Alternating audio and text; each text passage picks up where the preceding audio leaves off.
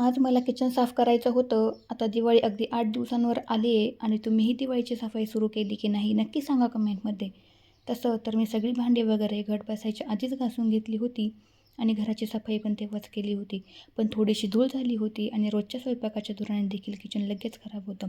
म्हणून म्हटलं आज आवरून घ्यावं.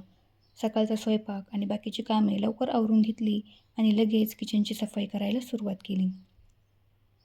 पण हातात काम करायला घेतलं आणि ते लगेच पूर्ण झालं असं तर कधी होतच नाही.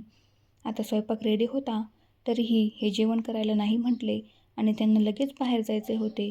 मग उपाशी पोटी कसे जाऊ देणार म्हणून त्यांच्यासाठी संत्री आणि सफरचंद कट करून दिले आणि परत मी माझ्या कामाला सुरुवात केली.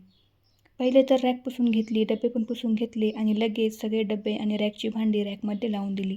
कारण काय होतं, सगळीच भांडी एकदम खाली घेतली की खूप जास्त पसारा होतो आणि मग काहीच काम सुचत नाही नेमकी सुरुवात कुठून करावी. म्हणून मी एक एक रॅक काढून ती साफ करून आहे तशीच भांडी व डबे लावून देत होते.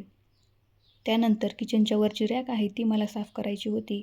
पण खालून तर रॅक साफ करायला माझा हात पुरत नव्हता, म्हणून किचनवर चढण्याशिवाय माझ्याकडे दुसरा ऑप्शन नव्हता.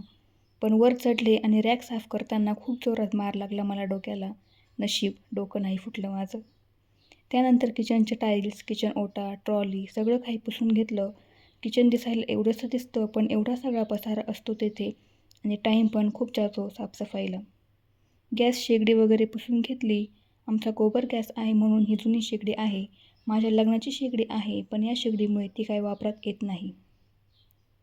त्यानंतर फ्रीज वगैरे पुसून घेतलं आणि थोडी जरी साफसफाई केली ना, तरीही किचन एकदम फ्रेश वाटायला लागतं.